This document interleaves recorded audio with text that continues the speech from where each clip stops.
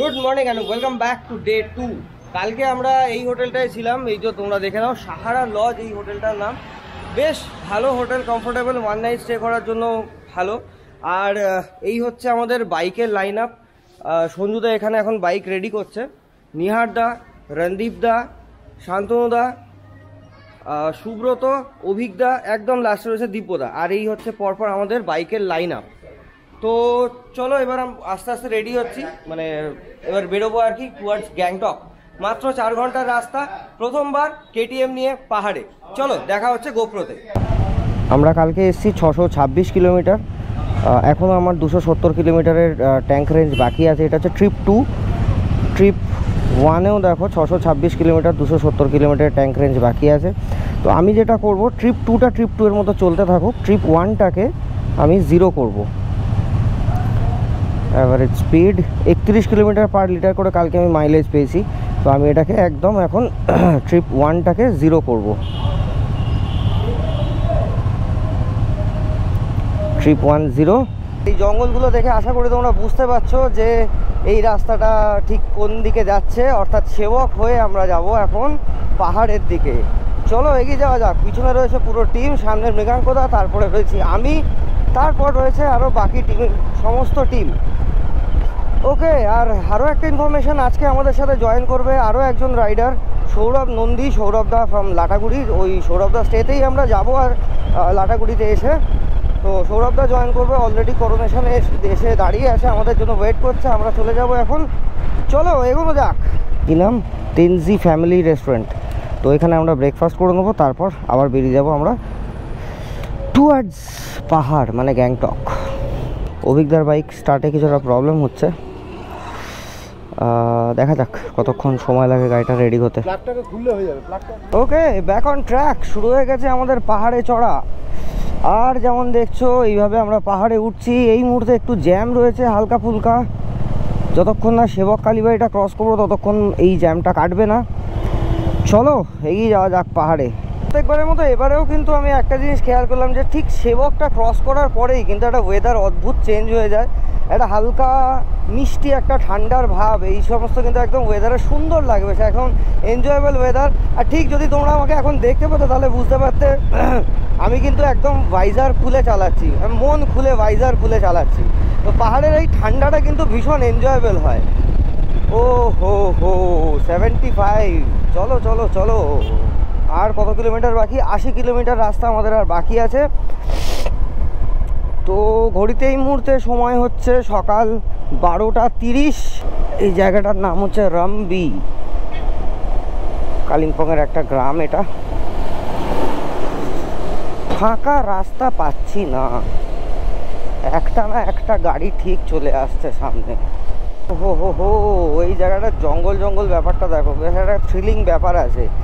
মানে বসে এখানে বসে ভুতুরে গল্প পড়া বা ভুতুরে গল্প বলা বা ভুতুরে গল্প শোনার জন্য, হ্যাঁ, আইডিয়াল প্লেস ছিল কিন্তু এটা, অসাধারণ। চলো আমরা এগিয়ে যাচ্ছি গ্যাংটকের দিকে। রাস্তা বাকি আর মাত্র 69 কিলোমিটার।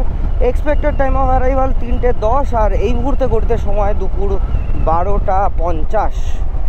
চলো এগিয়ে যাওয়া যাক গ্যাংটকের দিকে। দেখো ঠিক তোমাদের যে স্টোরিটা আমি বলছিলাম একটু আগে, এই যে এরমভাবে রিভার রাফটিং হয় আর কি।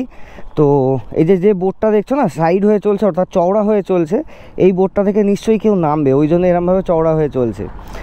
তো এরমভাবেই রিভার রাফটিং হয়। আর দেখে নাও এই জায়গাটা আমরা একটু দাঁড়িয়েছিলাম ফটো সেশনের জন্য। আমার কেটিএম, লাভলি পারফরমেন্স, দুর্দান্ত। এখনও পর্যন্ত পারফরমেন্স নিয়ে কোনো কথা হবে না। চলো আরও এগিয়ে যাওয়া যাক পাহাড়ের দিকে। চলো চলো চলো। গত 3 মিনিট ধরে এখানে দাঁড়িয়ে আছি, ওই হচ্ছে তিস্তা ব্রিজ। আর ব্রিজে কিরম ট্রাফিক জ্যাম লেগেছে দেখো। কি কারণে ট্রাফিক জ্যাম লেগেছে বুঝতে পারছি না, তবে যতদূর মনে হয় হয়তো এই যে রিপেয়ার ওয়ার্কগুলো চলছে সেই জন্য হয়তো এই পাথরগুলো ক্যারি করার যে গাড়িগুলো যাচ্ছে সেইগুলোর জন্য ট্রাকের জ্যামটা লেগেছে হয়তো। ভাই চ চ চ, অনেকক্ষণ হয়ে গেছে। 3:23 এক্সপেক্টেড টাইম অফ অ্যারাইভাল। বাপ রে বাপ।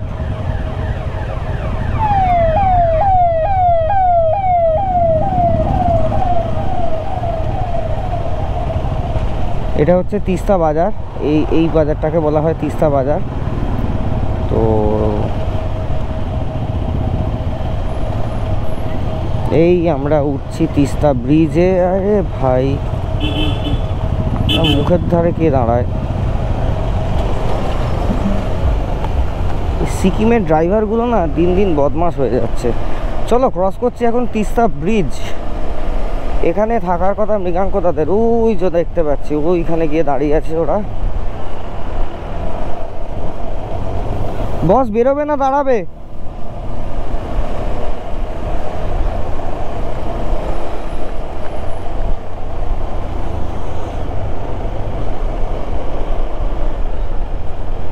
এই তো আমাদের ফুল টিম দাঁড়িয়ে আছে এখানে। চলে এসেছি আমরা রংপো, অর্থাৎ ওয়েলকাম টু সিকিম। এই হচ্ছে আমাদের Rangpo bridge, West Bengal and Sikkim border. দাঁড়াতে কি দেবে? দাঁড়াতে মনে হয় না দেবে, থাক বেরিয়েই যাই। একবার চেষ্টা করে দেখি যদি দাঁড়ানো যায়। এই ব্রিজটা দাঁড়াতে বেশ মজা লাগে, একবার চেষ্টা করে দেখি যদি দাঁড়ানো যায়। আচ্ছা দাঁড়িয়েছি, এখনো পর্যন্ত তো কিছু বলেনি, দেখি। ও বাইক থেকে নামি। দুর্দান্ত, দেখো রংপো ব্রিজ। আর এই হচ্ছে আমার বাইক, অসাধারণ অসাধারণ লাগছে বাইকটা চালাতে। দেখি টিমের বাকি লোকজন কোথায় আছে, সবাই আসুক তারপর একসাথে বেরোবো আবার রংপো থেকে। এই মুহূর্তে ঘড়িতে সময় দুপুর 3:33, আর আমরা গ্যাংটক থেকে মাত্র 11 কিলোমিটার দূরে আছি। অনেকটা ওয়েদার চেঞ্জ হয়ে গেছে, বেশ একটা হালকা ঠান্ডা ঠান্ডা ভাব চলে এসছে পরিবেশের মধ্যে। পুরো টিম মোটামুটি একসাথে আছে, একটু আগে পরে। হা মাধবদা নাচছে, দেখো দেখো মাধবদা মেটিওর নিয়ে নাচছে।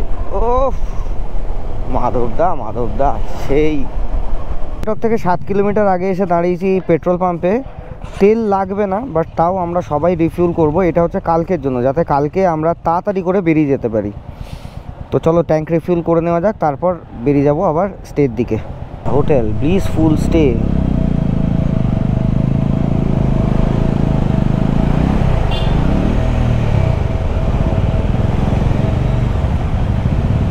এই যে সবাই বাইক রাখছে এখানে।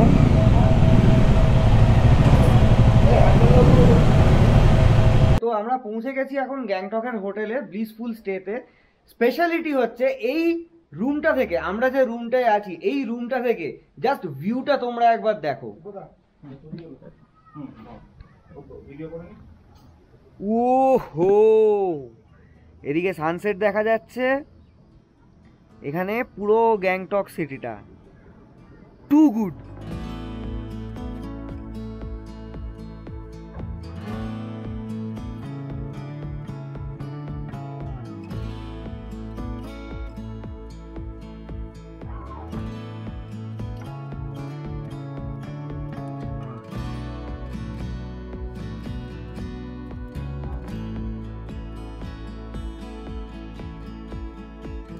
তো ভিডিওটা আজকে আমি এখানেই শেষ করলাম। ভিডিওটা কেমন লাগলো অবশ্যই তোমরা কমেন্ট করে জানিও। দেখা হচ্ছে কালকের ভিডিওতে এবং একটা নতুন অ্যাডভেঞ্চারে এবং সিল্ক রোডের প্রপার ট্যুরে। তো চলো, গুড নাইট, টাটা। অ্যান্ড যারা চ্যানেলে নতুন আছে অবশ্যই সাবস্ক্রাইব করো, আর ভালো লাগলে অবশ্যই তোমরা লাইক কমেন্ট ও শেয়ার করে জানিও। চলো দেখা হচ্ছে কালকের ভিডিওতে। Till then tata, good night and thank you.